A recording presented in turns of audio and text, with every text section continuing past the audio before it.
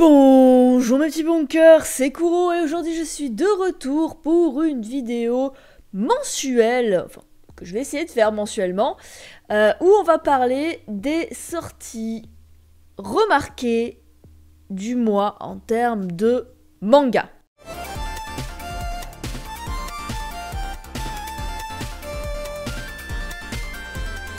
Alors, ça va être une vidéo qui va être très subjective puisque c'est les sorties que moi j'ai remarquées, du coup.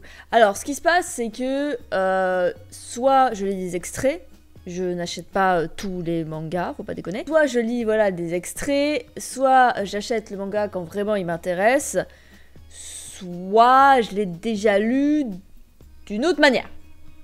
Voilà. Donc, on va parler du coup des sorties de ce mois-ci. On est au mois de juin, actuellement, on est le 2 juin.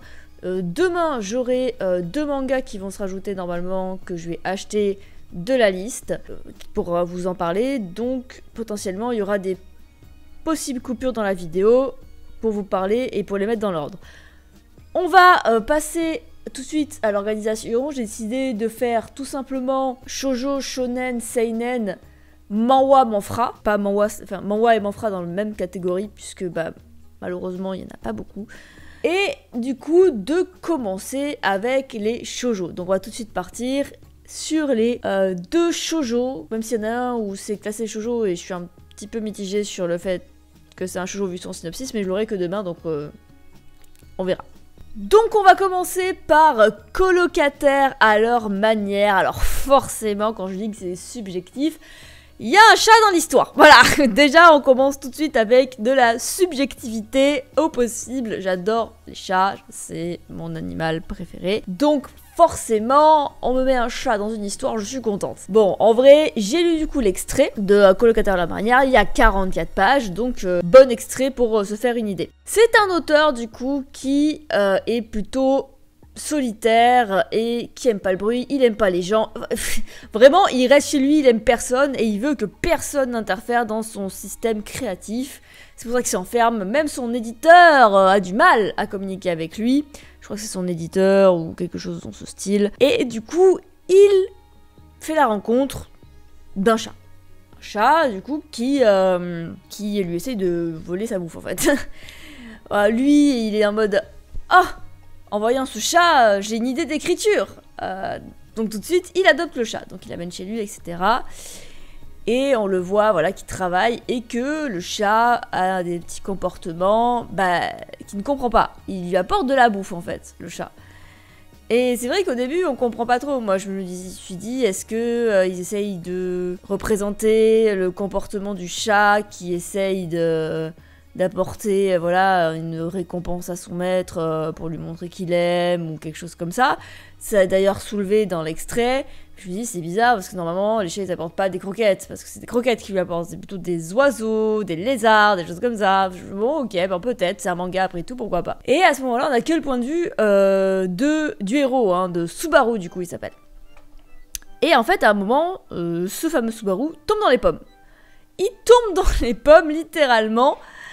Et là on se rend compte, parce qu'on a le point de vue du chat après, donc on voit le chat penser, et c'est ça que j'adore en fait moi. En fait le chat lui apportait à bouffer, parce que il voyait qu'il ne mangeait pas, parce qu'il était tellement concentré dans son écriture, parce qu'il fallait rendre son manuscrit, qu'il ne mangeait pas, et du coup il lui apportait de plus en plus de bouffe, jusqu'à lui apporter sa gamelle entière de nourriture. Donc en fait il s'inquiétait pour lui, et c'est un chat sauvage, c'est un chat qui, voilà, qui devait fouiller dans les poubelles pour se nourrir, etc.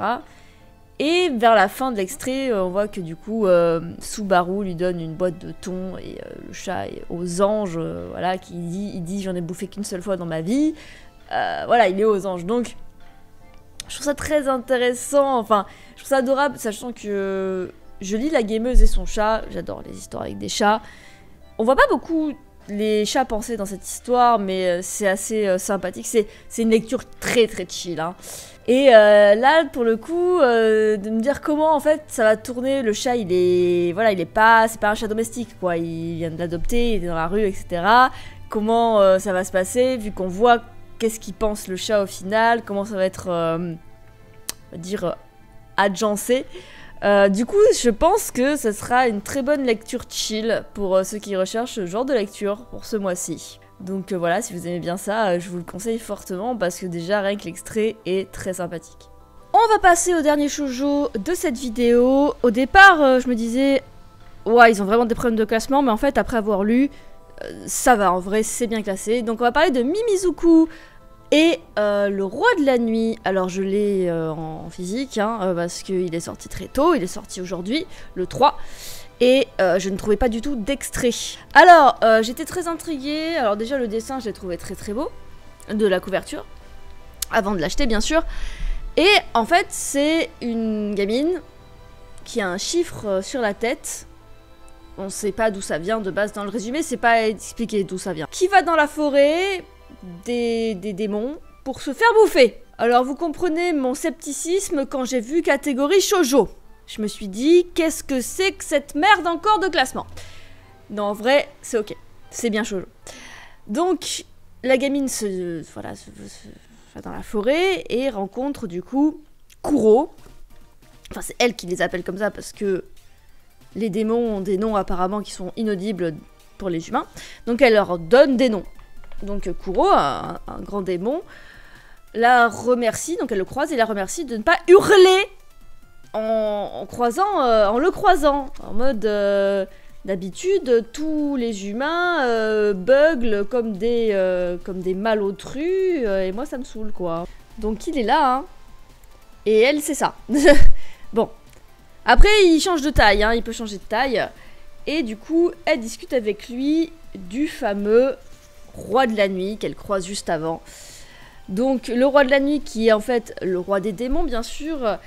Et le premier truc, évidemment, qu'elle lui demande au roi de la nuit, c'est de se faire bouffer. Mange-moi, mange-moi. Lui, il est en mode, bah non. Non, non, je déteste les humains, vous me donnez la nausée, et il se barre. Donc, t'es en mode, ah ouais, quand même, genre, même pas tu la manges, genre, même, enfin, genre, t'aimes tellement pas les humains que, voilà, quoi. Donc, elle croise Kuro après, elle discute un peu avec lui. Du roi de la nuit, du fait qu'elle veut se faire manger, du coup qu'elle ait peur de rien en fait, elle a pas peur des démons puisque de toute façon elle veut juste mourir. Et s'en vient du coup, voilà, une petite relation qui s'installe entre Kuro et Mimizuku, qui lui parle, discute avec elle, lui donne à manger, etc. Et elle arrête pas d'harceler le roi de la nuit, hein, elle va toujours le voir en mode bouffe-moi. Et lui, il est en mode, mais qu'est-ce que c'est que cet être humain qui dit que cette merde, laisse-moi tranquille. Bah, il est plutôt en mode, mais je veux pas te manger, laisse-moi. Ouais, il est vraiment en mode, voilà, je m'en balèque. Voilà, c'est plus en mode, je m'en balèque. Mais il est intrigué quand même, on sent qu'il y a un truc. Parce qu'il laisse la gamine faire ce qu'elle veut dans la forêt. Il la tue pas, il leur donne pas aux démons de la tuer. Voilà, on voit bien que elle est spéciale quand même parce que bon bah en fait on apprend vite que ça a été un esclave et que bah, ce qu'elle a sur le front c'est gravé au fer. Comme les vaches. C'est ses propres mots. Et du coup, cette chère mademoiselle rentre dans le château du roi de la nuit, voit une toile, magnifique toile, et elle décide du coup d'aller chercher une fleur pour avoir des pigments rouges. Fleur qui est particulière parce que elle est toxique pour les démons. Donc ils peuvent pas y aller. Donc elle y va. Elle le donne au roi de la nuit. Et là on commence à voir du coup que ce cher démon discute avec elle et s'intéresse un petit peu plus. Enfin déjà c'était un petit peu obvious quand même qu'il s'intéressait un peu parce que bon bah comme je vous ai dit il la laisse faire ce qu'elle veut un peu. Et il change le motif du coup de ce qu'elle a sur le front grâce à ses pouvoirs en un très joli motif. C'est une sorte de nuage un petit peu, on le voit ici. Et Mimizuku est très contente et c'est la fin du premier tome. Donc je vous conseille fortement de lire hein, bien sûr parce que bah je vous donne pas vraiment tous les détails, il y a beaucoup de choses, beaucoup de petites choses, voilà, des petits détails etc qu'il faut voir. Et honnêtement je suis très agréablement surprise,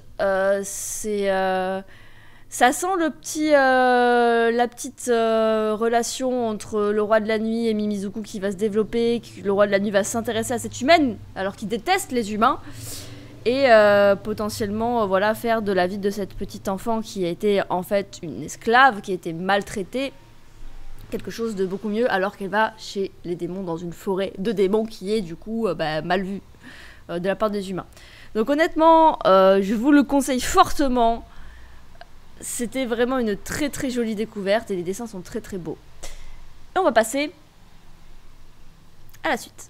On va passer à la partie shonen. Alors encore une fois, j'ai de sérieux doutes sur la catégorisation actuelle de certains mangas, notamment celui par lequel on va commencer. Parce que pour moi, ce serait plutôt un seinen. Mais apparemment, il est catégorisé shonen. Mais bon, on va en parler tout de suite. Alors, on passe du coup à J'irai te tuer dans tes rêves. Je pense que vous comprenez pourquoi j'ai pas vraiment l'impression que c'est un shonen. Mais bon, écoutez, hein, on va écouter ce que dit la catégorisation de Nautiljon. Mais clairement, pour moi, c'est un seinen. Bref, donc J'irai te tuer dans tes rêves raconte l'histoire, du coup, d'un jeune garçon qui a perdu, je vais mettre des gros guillemets, sa sœur il y a 8 ans. Et il s'avère qu'il connaît l'identité des 3 personnes qui ont tué sa sœur. Alors, on comprend tout de suite que quand ils disent tuer sa sœur, c'est pas un accident, c'est... Il n'y a même pas de doute vu comment c'est formulé. J'ai lu 2 chapitres pour vous en parler. Pas plus pour l'instant, je pense que je vais finir le manga. Et c'est vraiment très intéressant. Alors, évidemment, son frère, donc, à cette jeune qui s'est fait tuer, se demande si ces 3 criminels regrettent leur acte, si vraiment ils ont pris toute l'ampleur de leur crime. Il demande donc à l'agent de probation, je crois, il me semble que c'était ça, de remettre à chacun des criminels un porte-bonheur qui est censé leur rappeler les crimes qu'ils ont commis. Il s'avère qu'évidemment, ce jeune garçon est très très intelligent et dans les porte-bonheurs, il y a un traceur GPS. Et on voit directement du coup qu'il veut aller les confronter, enfin, du moins un seul en tout cas pour l'instant. Déjà le premier, pour voir s'ils regrettent vraiment leur acte. Bien sûr, il s'avère que ce n'est absolument pas le cas, parce que les 3 sont des énormes pourritures.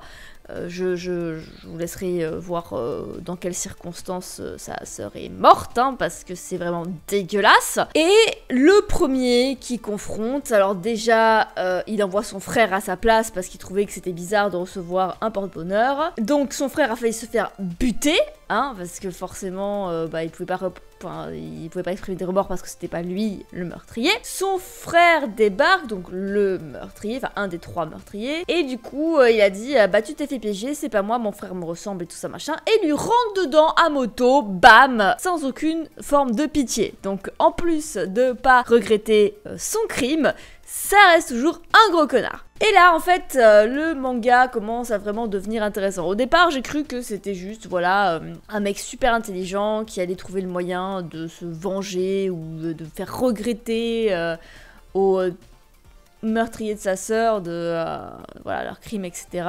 Ou carrément faire justice soi-même. Mais c'est pas que ça. Il s'avère que du coup, il n'est pas mort. Parce que je pensais qu'il serait mort. Ça se fait rentrer dedans par la moto. Il arrive à l'hôpital et forcément, à l'hôpital, on dort. On se repose, on dort, il est pas mort, il se réveille, il parle à sa mère et tout, mais il se rendort. Et là, il remarque qu'il peut rentrer dans les rêves des gens et interagir dans le rêve, et tout ce qui se passe dans le rêve arrive dans la réalité. Donc tout ce qu'il réalise dans le rêve, qu'il fait à la personne, arrive dans la réalité. Le premier rêve, c'est qu'en fait, il aide tout simplement un jeune garçon qu'il connaît à s'arracher une carie dans son rêve. Bon, au départ il sait pas qu'il peut faire ça, hein, parce qu'il a très mal, et donc du coup quand il se réveille il va voir ce jeune garçon et la dent est arrachée. Alors forcément c'est pas grave, c'est une dent de lait qui a une carie, et le jeune garçon est reconnaissant parce qu'il avait mal, mais là il commence à se poser des questions. Il refait un autre test le soir d'après, et là oui, il a bien la validité que ses actes se répercutent dans la vraie vie. Je ne suis pas allée plus loin parce que je pense que ça suffit amplement pour en parler pour l'instant de ce que j'ai lu, là, voilà.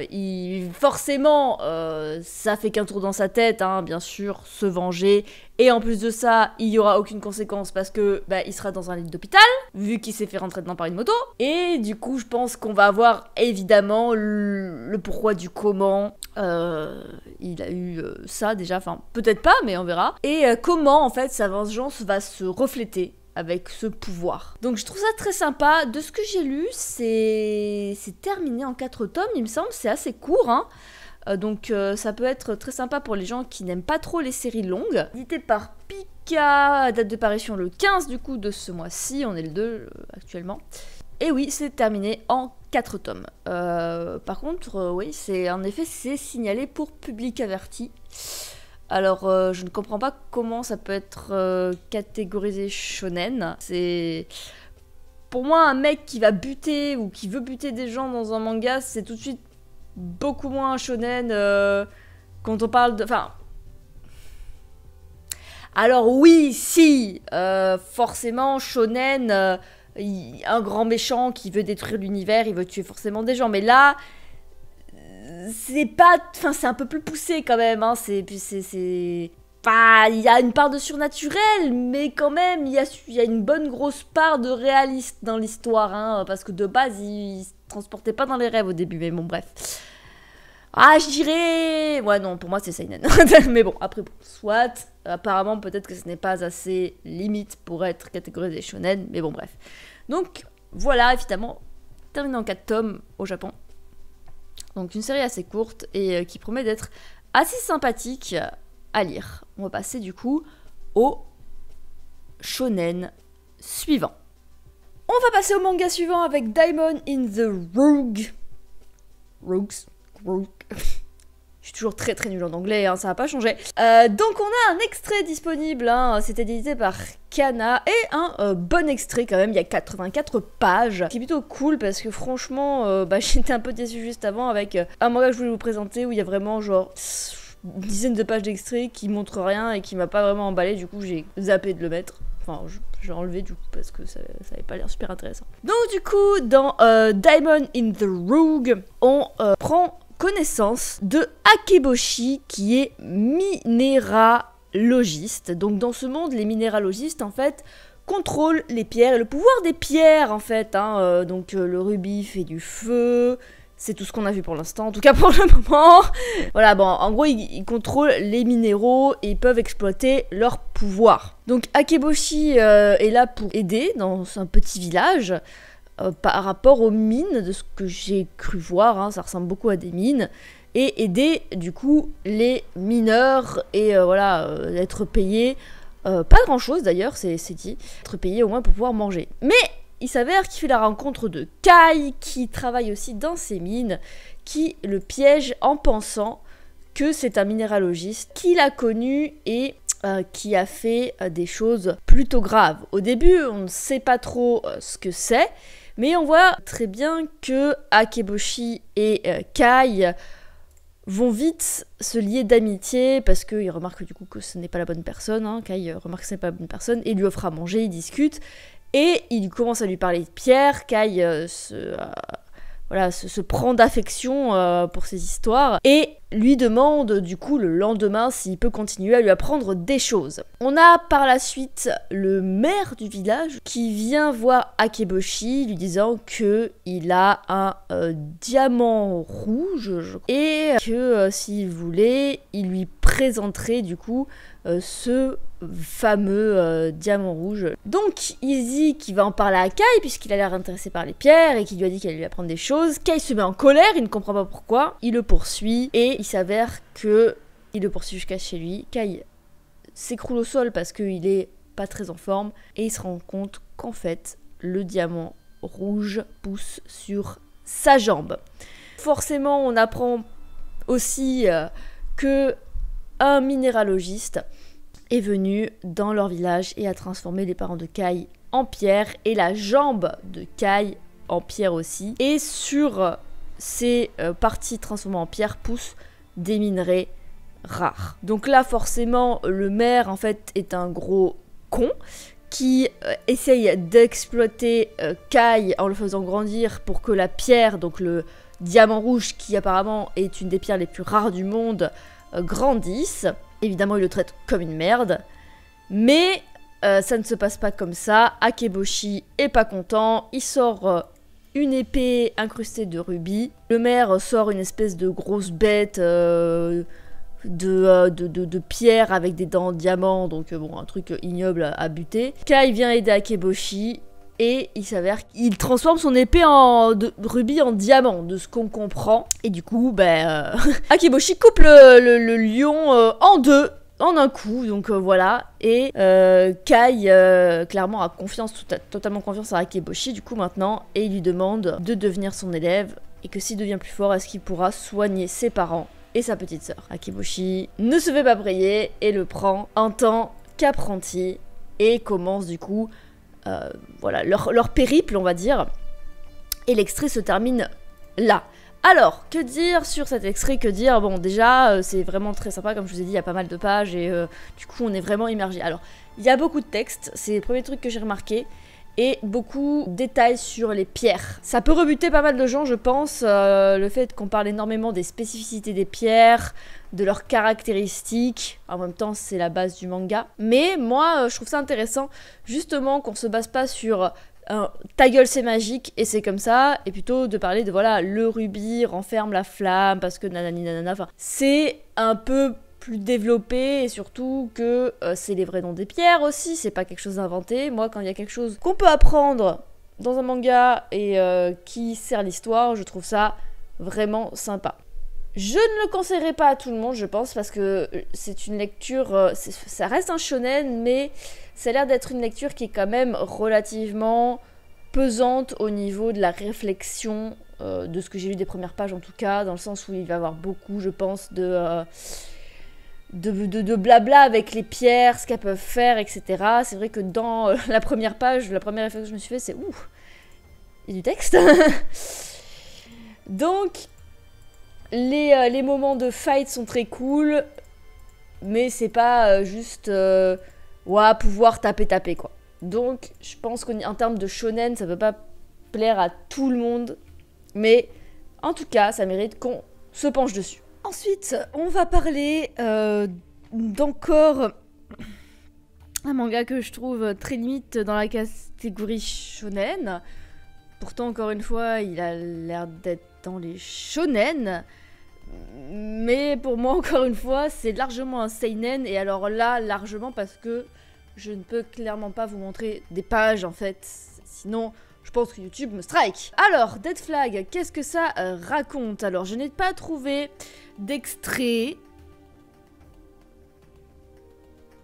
officiel, mais je peux vous montrer quelques pages en anglais que j'ai trouvé, que j'ai trié. Donc alors Dead Flag, c'est l'histoire du coup d'un lycée qui est plongé dans le Dead Flag. Donc c'est un jeu sanglant qui est dirigé par un espèce de personnage un peu énigmatique. Voilà, il s'appelle Capitaine Godrich, qui est un petit personnage, on dirait un personnage de boîte de céréales en fait, tout simplement. Et bah ce personnage-là est clairement en train de leur dire voilà, vous allez participer au Dead Flag. Au départ, il y en a qui le croient pas, qui disent que c'est un cosplayer, etc.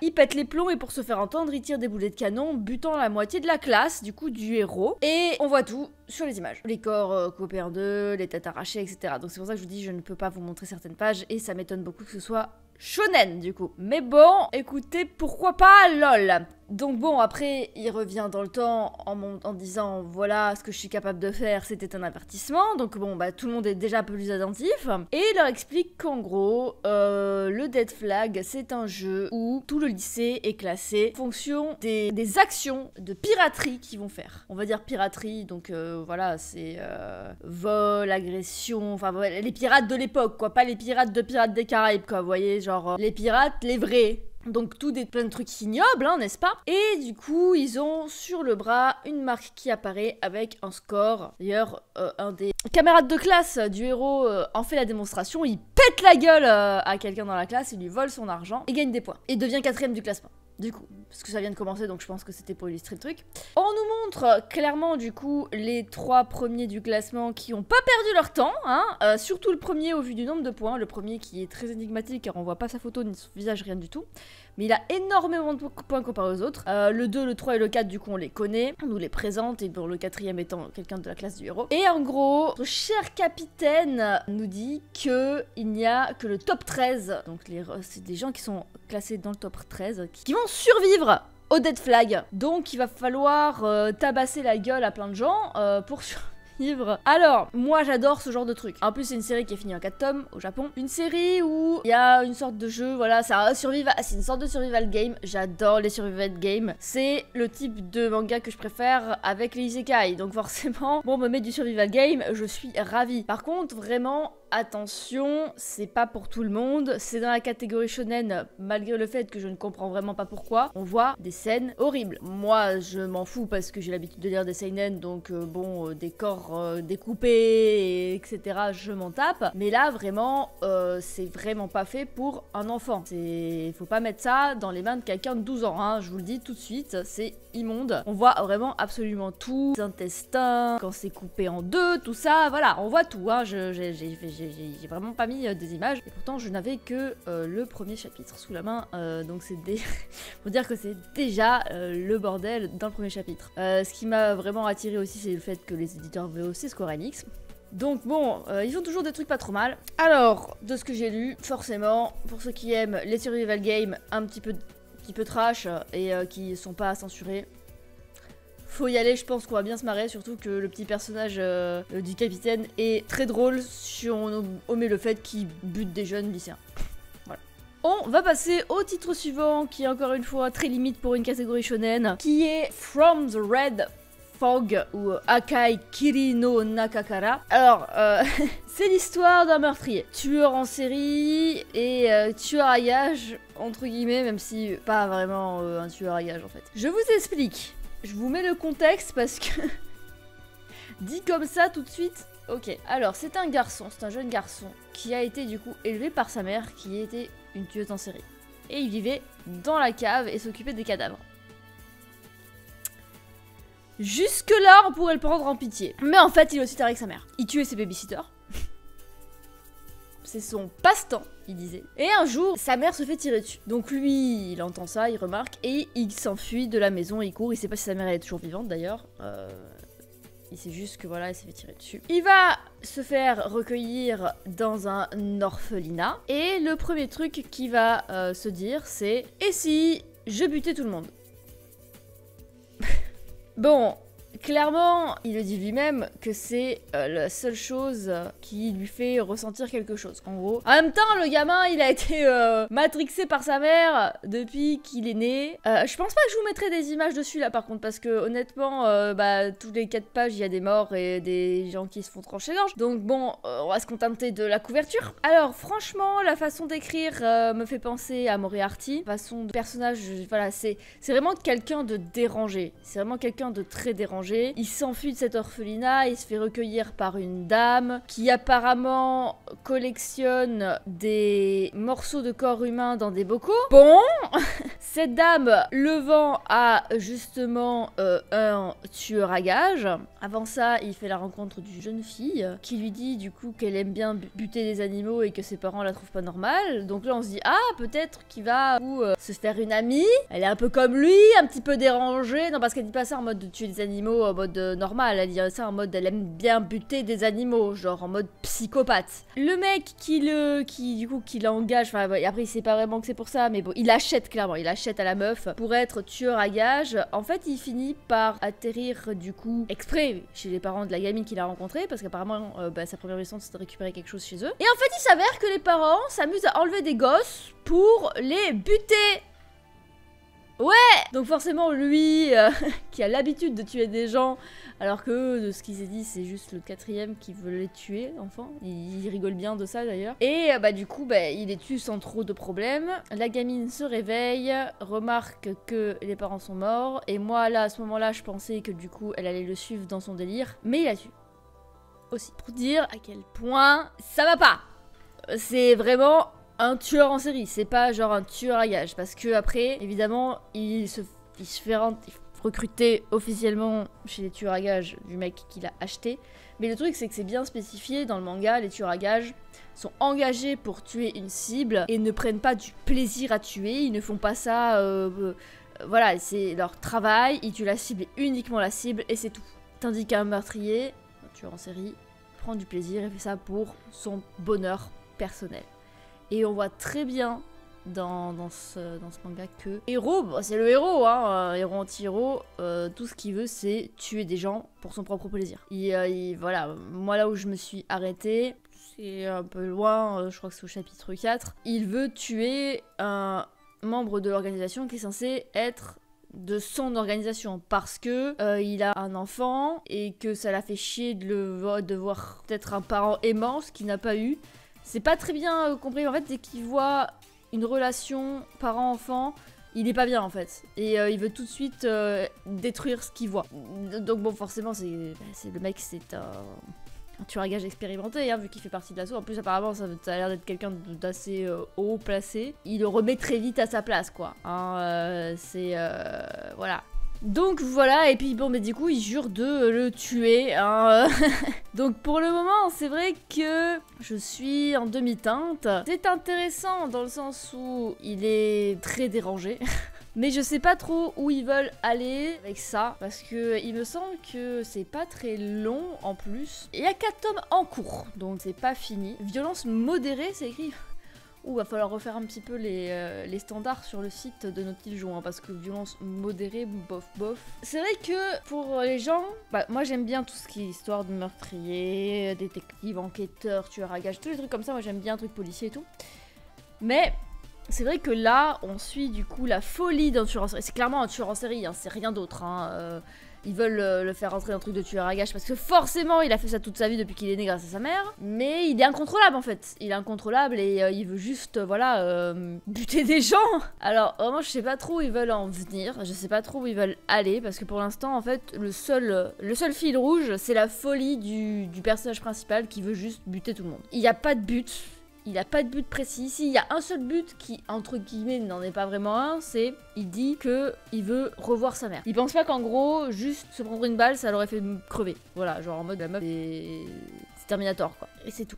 Genre c'est le seul truc, alors enfin je sais pas, surtout que bah, sa mère elle sait où elle habite, genre s'ils veulent aller la voir, il retourne sur ses pas. Je comprends pas vraiment, il a pas perdu sa mère en fait dans l'histoire, c'est lui qui s'est barré parce qu'on lui a tiré dessus, il aurait très bien pu rester dans les parages pour voir ce qui se passait, se cacher, c'est pas ce qu'il a fait, on voit pas qu'elle aurait été enlevée par des gens, enfin... Il y a pas, c'est pas vraiment, il y a pas, pour moi il y a pas de fil rouge pour l'instant, à part la folie du mec quoi. Donc c'est un gros problème et je suis intriguée à comment ça va se passer. Le truc c'est que le style d'écriture me plaît, le style de dessin me plaît, mais il faut vraiment faire des efforts quoi. Donc bon, si vous voulez vous aventurer là-dedans, n'hésitez pas, mais c'est à vos risques et périls du coup. Voilà, on va passer au dernier manga catégorisé shonen, alors là pour le coup j'ai pas de doute que c'est un shonen, qui s'appelle H, le bâtisseur de civilisation, qui est un isekai, donc, alors c'est un isekai classique, voilà, c'est, y a pas de super pouvoir de ouf, en tout cas dans l'extrait que j'ai lu. Il y a un extrait qui est disponible évidemment sur Manga News. J'ai trouvé sur Manga News, mais c'est Comico qui a dû le leur donner forcément. Alors H, le bâtisseur de civilisation, donc raconte l'histoire d'un jeune garçon qui est à la recherche, pas forcément de livres, hein, il est à la recherche voilà, d'une occupation, parce qu'il s'avère qu'il s'est fait réincarner dans un monde où c'est un peu dur, les matériaux sont en bois, pour survivre il doit travailler au champ malgré le fait qu'il ait 8 ans, c'est pas très avancé, hein. En plus il s'est fait réincarner dans un trou paumé, c'est lui-même qui le dit, où il y a vraiment rien, il y a pas cheval de trait, il y a pas de moteur, il y a rien du tout, donc il s'emmerde et en plus il doit bosser, sinon eh ben il crève la dalle, clairement il crève la dalle. Donc du coup, ce qu'il fait, c'est qu'il va voir le prêtre qui a été du coup assigné ce village, on va dire plutôt parce que c'est pas une ville, et il lui dit « Je veux vous emprunter un livre ». Le prêtre lui dit « Mais est-ce que tu sais lire ?» Il lui dit « Bah non, apprenez-moi ». Le prêtre dit « J'ai pas le temps, j'ai autre chose à foutre ». Alors bon, clairement, le prêtre, c'est un gros branleur, hein, je vous le dis. C'est juste qu'il a pas envie d'apprendre à un bouseux, clairement. Donc... ce que H, donc le héros, sachant que c'est quelqu'un qui est réincarné et que du coup il a quelques souvenirs, alors fragmentés, c'est dit, c'est pas genre, il se souvient pas de tout clairement, de ça y passer, il lui demande du coup de lui lire la première phrase, voilà, d'un petit manuscrit que le père lui a donné, le prêtre, hein, père, prêtre, c'est un manuscrit qu'il a écrit lui-même, voilà, c'est juste quelques feuilles de papier reliées entre elles, c'est pas ouf, forcément il va pas lui prêter un bouquin direct comme ça, sachant que c'est un gamin et qu'en plus il est quasiment persuadé qu'il ne sait pas lire, et qu'il ne saura jamais lire tout seul.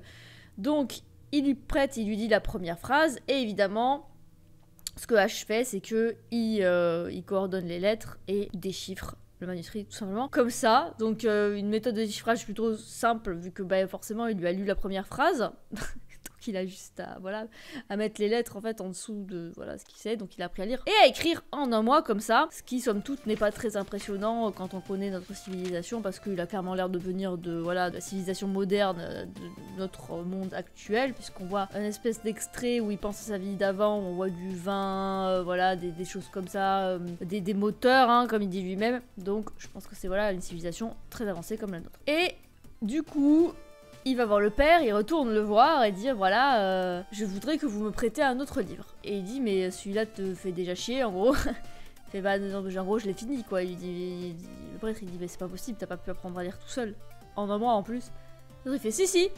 Donc il dit que c'est un menteur et du coup H ce qu'il fait, il dit donnez-moi une lettre et si je peux prouver, donnez-moi du papier et de l'encre, et si je peux vous prouver que je sais lire, vous vous excuserez et vous me donnerez accès à l'intégralité des livres que vous gardez. Très sceptique, évidemment le prêtre lui donne en mode il va jamais y arriver, et bien sûr que si, et forcément il est en mode ah bon. Donc il lui prête des livres, il est de plus en plus étonné de la rapidité à laquelle il lit, et à la fin de l'extrait, il lui présente un livre, donc on voit aussi dans la première page de l'extrait, qui a l'air d'être particulier, et en gros il sous-entend, vu son intelligence, peut-être qu'il pourra en gros lire ça. Donc là on est en mode ça quoi. Qu'est-ce qu'il dit? Ça quoi? Donc, évidemment, le manga s'appelle H, le bâtisseur des civilisations, donc sûrement peut-être des savoirs oubliés par rapport du coup à la civilisation pour qu'elle avance, pour qu'elle bâtisse, hein, bien sûr, et que lui seul pourrait lire parce que il est un peu plus intelligent, surtout dans un trou paumé là où il est, hein, bien sûr, et surtout avec ses connaissances de son ancienne vie, de sa vie antérieure. Bon.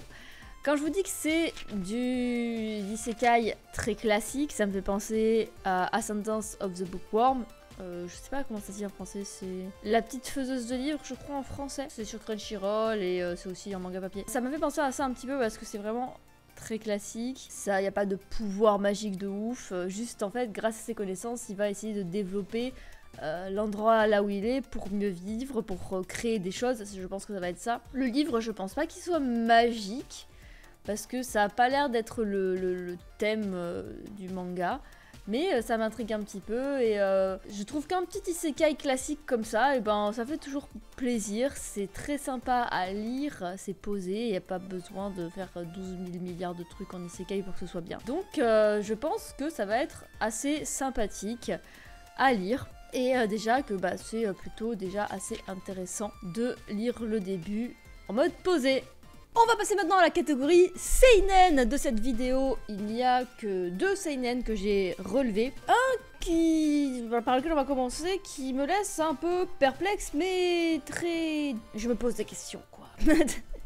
C'est Clivates, qui est édité par Kiyun. Alors forcément, c'est le seul manga édité par Kiyun ce mois-ci, donc j'étais en mode... qu'est-ce donc? Alors, du coup, bon, l'extrait est très... succinct, je dirais.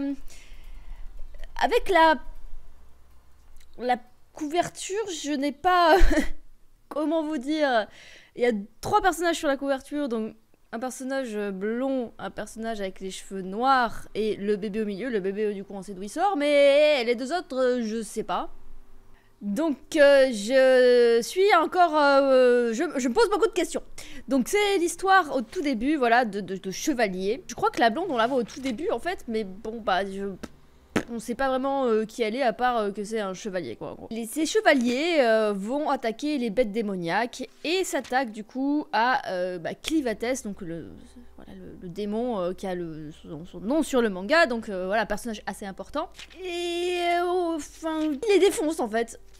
Il leur détruit la gueule et Clivates il est en mode bah j'en ai un peu marre de me faire attaquer, je vais aller tuer tous les humains quoi. Donc bon bah il va attaquer la ville, il détruit complètement la ville, il tue le roi. Mais alors il y a quelque chose de très intéressant avant qu'il tue le roi, c'est que il demande je veux comprendre les Omnidés, savoir quel genre de créature vous êtes, pour quelle raison souhaitez-vous ma mort? Donc là, on est un peu en mode... Donc en fait, lui, il a rien demandé. Et le roi, il fait comment tu pourrais comprendre, toi qui n'es qu'une bête? Mais connard, en fait.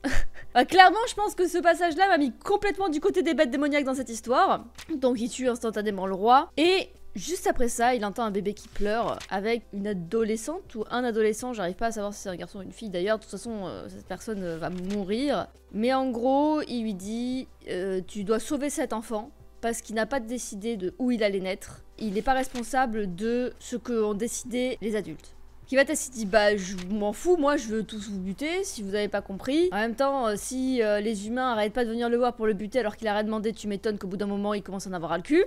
Et Clivates il lui dit bah je te laisse me convaincre qu'il faut que je sauve cet enfant et pourquoi. Bah l'autre il lui dit bah je vais crever en fait, j'ai pas le temps là de te j'ai pas le temps de te faire un monologue frérot. Je pense que lui-même t'en apportera la preuve. Donc du coup bah après il meurt donc il a pas le temps de dire quoi que ce soit. Et du coup Clivates dit il a pas été très convaincant, en même temps il a pas tout le temps. Mais vu que genre je suis quelqu'un qui vit très longtemps, c'est un démon. Bah ça enfin c'est pas grave si je fais un test quoi en gros que je le vois grandir et que je vois ce qui se passe quoi. Donc je pense que ce qui va se passer c'est que ouais en gros il va élever l'enfant et on va voir un peu comment ça va se dérouler. Alors il y a un petit détail sur la dernière page de l'extrait où on voit du coup la blonde qui du coup a un bandeau sur les yeux avec une cicatrice parce qu'il s'avère que Clivates a blessé ce chevalier à l'œil et du coup n'a pas dû le tuer au vu de ce qu'on voit là. Mais on dirait pas la même blonde que sur la jaquette, enfin c'est bizarre, c'est pas le même blond, enfin c'est chelou. Et l'autre perso sur la jaquette, j'ai un peu l'impression que c'est Clivates en humain. Après c'est des suppositions parce que je ne sais pas, mais comme la personnage a une petite corne là et que Clivates a une petite... Enfin, il a pas qu'une corde en fait, mais il a une petite corde aussi là. Donc, je me dis, c'est peut-être Clivates en humain. Donc, je suis intriguée. L'extrait s'arrête là. Et bon, bah, c'est édité par Kiyun. Alors, forcément, voilà. Et puis, les planches en couleur sont vraiment très jolies. Vraiment très jolies. Bon, bah, à voir en tout cas. Et je pense que j'irai l'acheter demain. Parce que demain, je reçois Reaper de Ankama, qu'on parlera à la fin de la vidéo. Donc, je pense que je le prendrai aussi au passage. Voilà, on va passer du coup au suivant. On va passer seinen suivant qui est Make Up with Mound. Alors, il va pas avoir beaucoup d'images, d'illustrations parce que tout simplement, bah, il y a pas beaucoup de... Voilà, je vais vous montrer un peu à quoi ça ressemble, mais c'est vrai qu'il y a pas énormément graphiquement de choses à voir. Pourquoi je l'ai mis? Pourquoi il m'intrigue? Pourquoi je trouve qu'il faut s'y intéresser et s'y pencher? Il est dans la catégorie seinen. Alors je vais vous faire le résumé, vous allez dire tiens c'est bizarre quand même pour un seinen de cette catégorie, mais c'est bien une catégorie seinen et je l'ai bien compris à la fin de l'extrait que j'ai lu. C'est l'histoire d'une jeune femme qui a pas du tout confiance en elle et qui sait pas du tout se maquiller. Et sa collègue de boulot lui dit que si elle se fait harceler par les clients parce qu'elles sont à l'accueil, c'est parce que elle a l'air plus innocente qu'elle. Soit, je pense pas que ça change grand chose pour les prédateurs sexuels, mais bon, c'est pas grave. Donc, on a bon l'illustration de la chose, etc. Et à ce moment-là où il y a un gros dégueulasse qui est en train d'essayer de lui faire des avances malgré qu'elle le repousse, une personne qu'on prend pour une femme au départ la sauve en disant voilà au mec que ce qu'il est en train de faire c'est une agression sexuelle. Bon, il s'avère que en fait elle découvre que c'est un garçon, enfin elle découvre dans le sens où il dit qu'il a perdu un rouge à lèvres et que elle apprend qu'il a été retrouvé dans les toilettes pour hommes. Donc elle lui apprend que c'est un garçon et vraiment il est super bien maquillé, super bien habillé, comme une femme en fait. Elle le recroise plus tard et lui explique que c'est son passe-temps, qu'il aime bien en fait associer le maquillage à ses vêtements. Voilà, c'est pas du tout quelqu'un qui se travestit parce qu'il veut être une femme ou quoi que ce soit, c'est juste, il a envie de faire ça, il le fait, et il dit lui-même que d'ailleurs il s'habille en homme aussi, ça dépend voilà, de ses envies, tout simplement. Et il lui propose du coup de la maquiller parce qu'elle explique que son petit ami a dit que quand elle avait mis du rouge à lèvres rouge, elle ressemblait à une collégienne peinturlurée. Bon, c'est vrai que sur du noir et blanc on peut pas trop... voir si son maquillage était vraiment raté, bien sûr.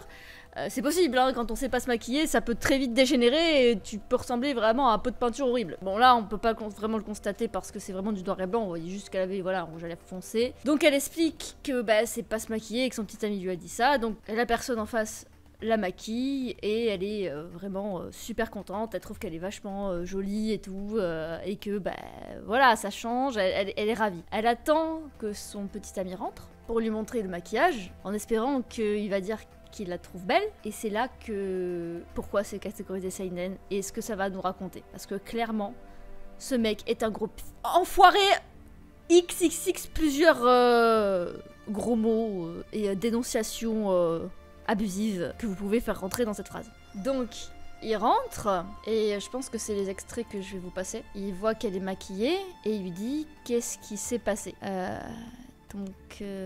Qu'est-ce qui s'est passé? Enfin, qu'est-ce qui est arrivé à ton visage, pour commencer? Donc elle explique que quelqu'un l'a maquillée. Lui, il dit c'est totalement différent de ce matin. Bah, donc du coup, au départ, on se dit tiens, bah, en fait, elle savait vraiment pas se maquiller. Elle lui dit je me demandais si ça allait te plaire, j'étais nerveuse en t'attendant. Et lui, il dit mais j'ai jamais dit que ça t'allait bien. Je voulais juste savoir qu'est-ce qui est arrivé à ton visage et qu'est-ce qui s'était passé. Et là, la case est très très bien dessinée, je trouve. Parce que on voit clairement que c'est quelqu'un d'abusif.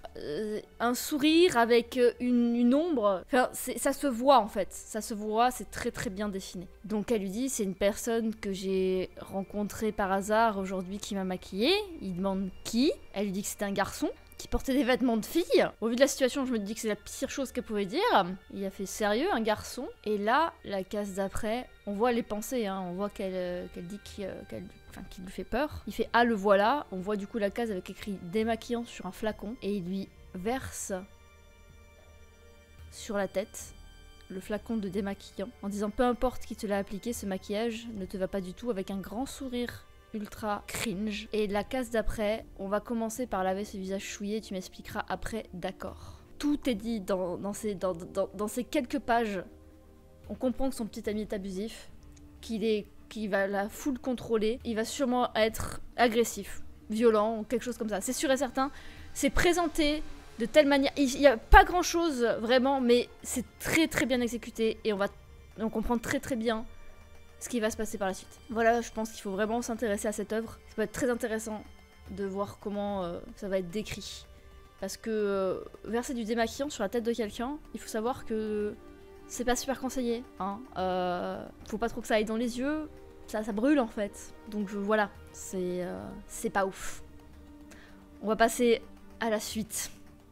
On va passer aux manhwa et aux manfra qui vont sortir ce mois-ci. Alors, commençons par d'abord les deux manhwa que j'ai relevés. Le premier, c'est The Dread of Seoul Station. Alors, quelle ne fut pas ma stupéfaction quand j'ai eu l'impression d'un mix de plusieurs manhwa qu'on connaissait bien. Il est disponible sur Webtoon, donc forcément, je suis allée lire les premiers chapitres pour me faire une idée, bien sûr, avant de vous le conseiller. Quelle ne fut pas ma stupéfaction lorsque j'ai eu l'impression de lire un début de Solo Leveling. Et aussi un petit arrière-goût de Tower of God. Voilà, alors je vais m'expliquer. Alors déjà, premièrement, le héros, donc, se fait absorber par un portail. Bon, jusque-là, j'étais en mode ok. Il y a que des animaux, il a failli se faire bouffer 12 000 fois, il commence à courir et là, on voit, voix off, vous gagnez un point d'endurance. Je me suis dit, bon...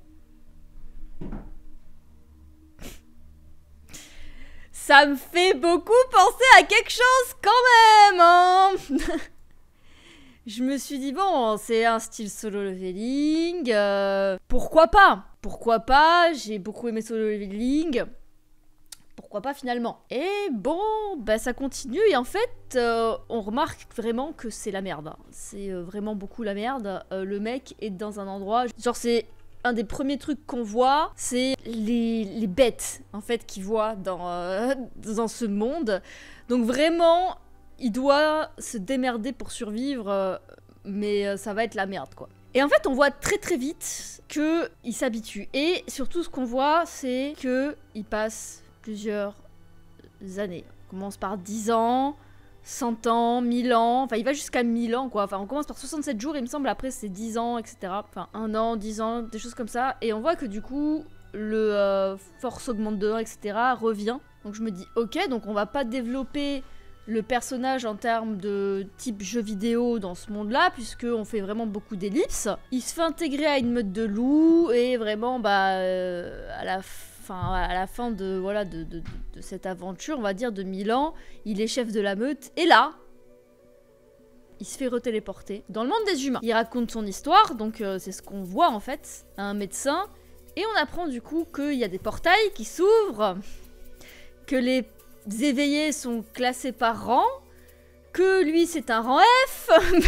Ah là je me suis dit, ok c'est pas tout à fait pareil en termes de début que solo leveling, mais bah c'est quasiment du copier-coller là pour le coup, faut peut-être pas déconner. Et il apprend que en fait ça fait 10 ans qu'il a disparu et pas 1000 ans. Alors on sait pas si il a vraiment passé 1000 ans, parce que en termes évidemment temporels, peut-être que là-bas, là où il était, ça faisait 1000 ans et qu'il vieillissait pas. C'est possible, on ne sait pas. Et que dans le monde réel, il y a que 10 ans qui se sont passés. Ou si il est complètement désorienté et qu'il a en vrai que passé 10 ans là-bas. On sait pas trop. Je pense que la première hypothèse est totalement probable, vu que bah, c'est des mondes parallèles. Donc il apprend que son frère est en vie, vu qu'en fait pour lui tout le monde était mort, vu que ça faisait 1000 ans qu'il était là-bas, et il se précipite chez le médecin qui l'a diagnostiqué, à qui il a raconté son histoire. Et là, le médecin l'aide.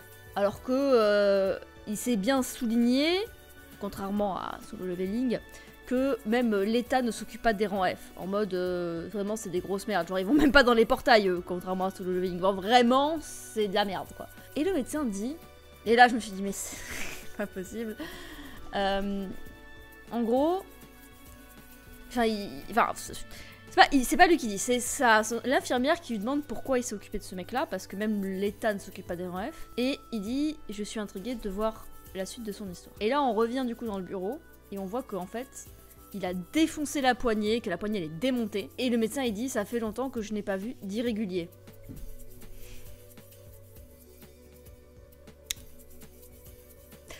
Pour ceux qui n'ont pas lu Tower of God, les irréguliers, c'est des trucs de ouf. Voilà, dans Tower of God. Donc, bon, du coup, il découvre que, en fait, son frère a plein de dettes, et que c'est la merde pour lui.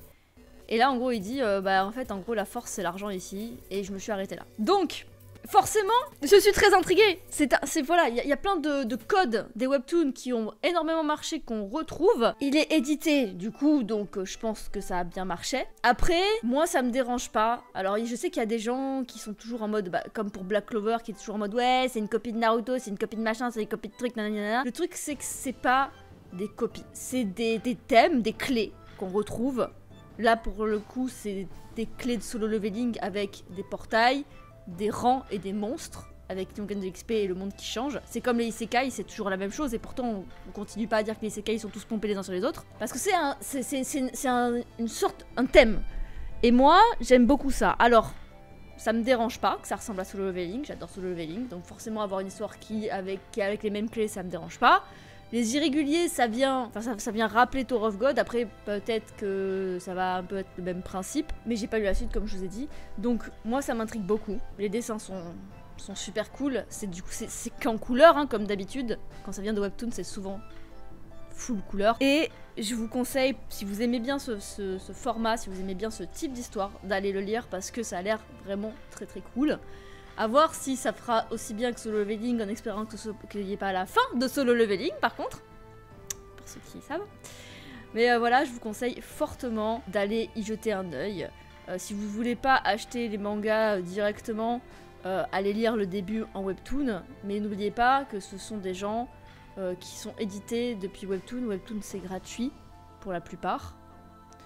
Et que ils méritent quand même un soutien. De base, c'est des gens qui font ça sans aide. Webtoon, c'est des gens qui postent et qui sont pas aidés par une maison d'édition de base ou quoi que ce soit. Et qui, maintenant, c'est reconnu. Maintenant, des maisons d'édition se penchent sur des gens qui ont fait des webtoons et les éditent en manga papier. Donc je vous conseille vraiment, si vous aimez, si vous appréciez, d'aller acheter les mangas papier. C'est vrai que pour ceux qui ont lu, que ce soit Tower of God ou Solo Leveling ou des choses comme ça, il y a longtemps, C'est vrai que ça fait un peu chier de les acheter en manga papier parce que bah forcément on les a lus il y a longtemps. Bon c'est vrai que Tower of God par contre bah moi j'ai pas fini, j'ai recommencé 2 fois. Mais avant que ça soit, enfin que les mangas papier arrivent là où j'en suis, bah il y a beaucoup de tomes. Donc c'est pareil, ça me fait un peu chier d'acheter les premiers tomes sachant que je les ai déjà lus. Mais je pense que je le ferai pour Tower of God parce que c'est quand même le manga, enfin le webtoon avec lequel j'ai découvert webtoon. Et qui est juste incroyable, pour moi c'est un des meilleurs webtoons qui a été créé. Donc voilà, on va passer du coup au deuxième webtoon. Oui c'est aussi un webtoon, celui qui va arriver, un manhwa qui est sur webtoon. On va passer au manhwa suivant du coup avec White Blood. Alors, là on passe sur un registre totalement différent de ce que j'ai présenté tout à l'heure. C'est du vampire. Alors, calmez-vous. Calmez-vous. C'est du vampire, pas la noblesse. Déjà, noblesse, moi j'ai pas du tout accroché. Personnellement, le vampire un peu... j'aime pas trop ça. Là, on est sur du vampire un peu plus bastonnade, un peu plus tranché, quoi. Donc on commence... Alors, j'ai lu sur Webtoon, pareil, le début, j'ai lu. Par contre, j'ai lu que les 2 premiers épisodes qui m'ont suffi, je pense, à vous présenter la chose. On est sur une héroïne, donc qui nous est présentée au tout début, comme un personnage très badass, qui veut du coup défoncer la gueule de plein de gens pour, c'est dit, que tout redevienne comme avant. Donc ça c'est le prologue, et après on rentre dans l'histoire vraiment de comment on en est arrivé là. J'ai reconnu le personnage principal malgré le fait qu'elle n'avait pas les cheveux blancs, etc. Dans la jeune fille qui est du coup présentée au début, qui vit dans l'église avec les orphelins, etc. Qui est avec un sac de papier sur la tête. Au départ, j'ai pas trop bien compris pourquoi. Après, j'ai compris pourquoi. Donc, elle explique qu'elle arrive pas à se faire des amis, même à l'école et tout. Et un soir où c'est un peu, voilà, une réunion d'élèves où il y a tous les élèves qui sont convoqués. Je pense que c'est la première année de, pas de lycée, mais de fac. Et du coup, bah, ils font des jeux d'alcool, les machins. Le truc, c'est que l'alcool fonctionne pas sur elle. Et là, j'ai tiqué. C'est à ce moment-là que j'ai tiqué, je me suis dit... C'est un vampire en fait. L'alcool fonctionne pas sur elle, c'est pas un être humain. Ou forcément elle fait un jeu d'alcool avec un des 3e années je crois qui veut faire chier les premières années en les défiant au jeu d'alcool, etc. Et apparemment c'est un gros buveur. Elle le défonce et bien sûr les gens ils sont en mode waouh trop bien tu nous as sauvé la vie parce que du coup on voulait pas l'affronter, tu m'étonnes, le mec ça a l'air d'être genre un putain de viking et du coup elle sympathise du coup avec les gens comme ça. La sirène sonne et la sirène c'est expliqué dans le manga que que en gros quand elle sonne il faut rentrer chez soi parce que c'est dangereux vu que les vampires sortent la nuit et apparemment les vampires là ils sont vraiment pas gentils. Enfin pour l'instant ça nous est pas présenté comme des êtres très sympathique, hein. On parle de meurtre en série perpétré par les vampires et tout. Alors est-ce qu'il y en a différents clans, on sait pas, je pense que je verrai ça pour la suite. Je me suis pas trop spoilée pour faire la vidéo, je pense que ce que vous voulez c'est quand même des premières impressions pour l'acheter parce que quand vous allez aller chercher le manga en librairie, vous allez pas vous asseoir pour lire au milieu, hein. Donc bon, du coup, un jeune qui était dans le bar propose de la raccompagner. Il tombe sur un vampire avant de pouvoir rentrer et lui se barre comme un vieux lâche. Le vampire donc va vers notre héroïne. Notre héroïne cherche quelque chose dans son sac. Alors je me suis dit au début une croix, de l'eau, de l'ail, enfin de l'eau bénite, de l'ail, enfin voilà des trucs contre les vampires quoi. Je me suis dit bon après ça serait bizarre que ça fonctionne parce qu'en général dans les mangas de maintenant on essaye justement de pas trop mettre ces mythes en place pour un peu casser ce truc là. Donc il le dit lui-même d'ailleurs le vampire en essayant d'agresser l'héroïne que ça marche pas et qu'elle peut toujours chercher, sauf que c'était pas ça qu'elle cherchait. Il s'avère que quand il agresse, eh ben elle se transforme du coup en le personnage qu'on a vu au tout début avec les cheveux blancs etc ultra badass. Et là on apprend qu'en fait elle n'a pas été transformée en vampire cette héroïne. Elle est née vampire. Donc je pense que c'est totalement différent et que c'est là d'où vient sa puissance parce qu'elle a one shot. Littéralement one shot. Et en rentrant du coup à l'église, le prêtre a l'air d'être au courant que c'est un vampire parce qu'elle dit où est voilà ce que m'a passé le prêtre et en fait c'est une couronne d'épines comme la couronne d'épines de Jésus.